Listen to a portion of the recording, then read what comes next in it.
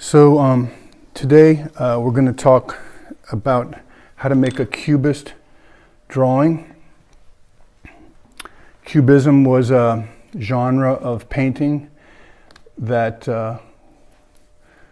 existed in the late 1800s, early 1900s. Some people still work in a Cubist technique. To the best of my knowledge, it was invented by George Braque.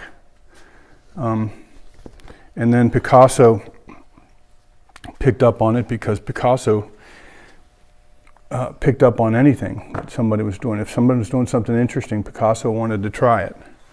So you can take any object. So I'm going to take this little vase, and you have to build a frame. By the way, if you really don't like this exercise, just do a small one. You know, maybe this big. If you like it, do a bigger one. And in the middle of the paper, just go ahead and draw the object.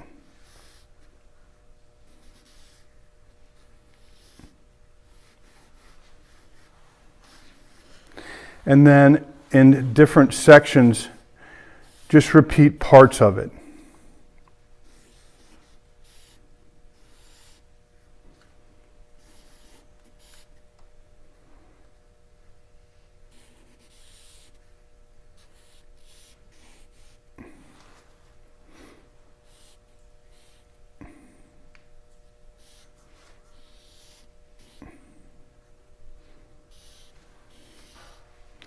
And you can overlap over your original.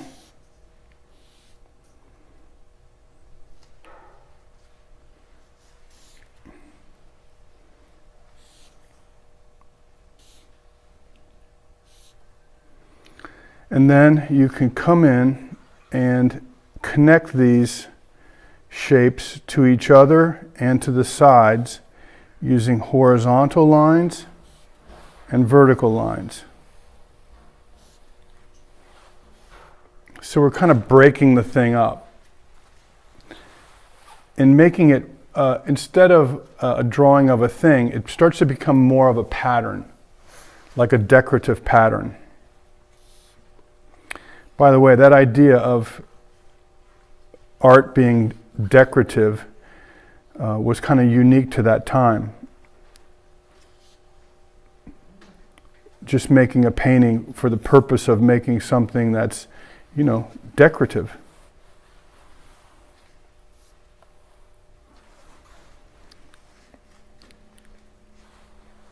And there's no logic to this, really.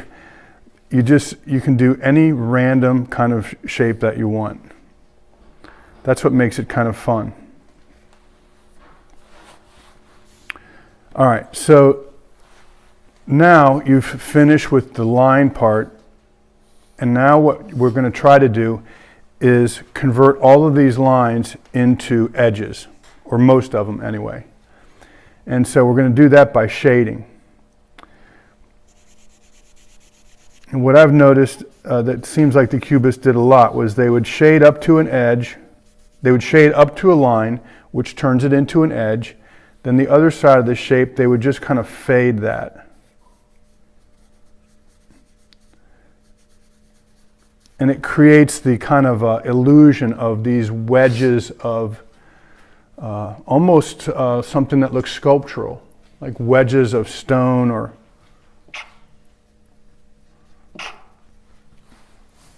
You okay?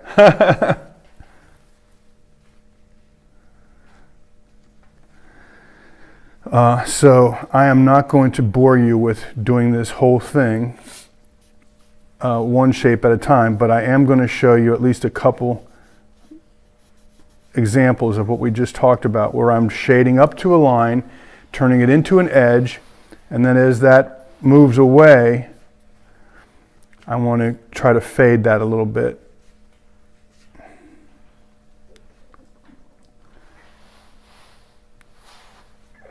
And it gives it a lot of dimension, you know, especially if you overlap some of these shapes.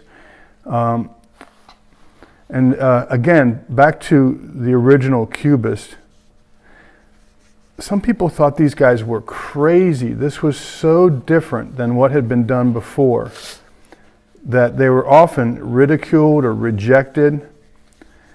But what would happen, how it became accepted and well known, would be someone like Matisse, who'd been around for a while.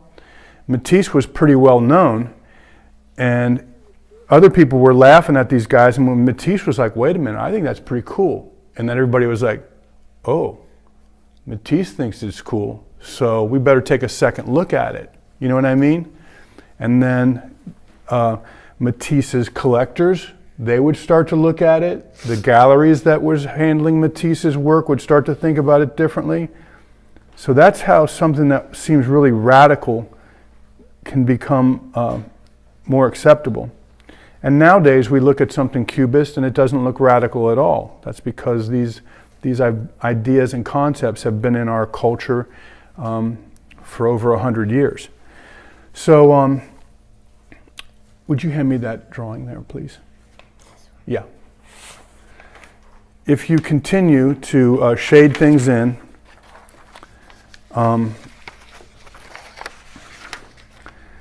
this got a little smudgy, but I actually came in and on this one, and I went around and shaded around the outside because I wanted to make only light shapes in here. So I just kind of went around scribbly, and then used the eraser quite a bit to come in and create these fades. But that's the kind of result that you can get. And actually Mirabelle, hey Mirabelle, could you bring your piece you're working on over here? Mirabelle did a really cool black and white one, and we said, oh, you should try that as a color. And so this is her color piece that she is working on. And I'm going to tell you, Mirabelle, that is fabulous. Really, really like it. So it's fun, it's creative, there's no rules, you can express yourself. Anybody have any questions? Anybody have anything you want to add to this? Anybody have an opinion? All right, let's do it.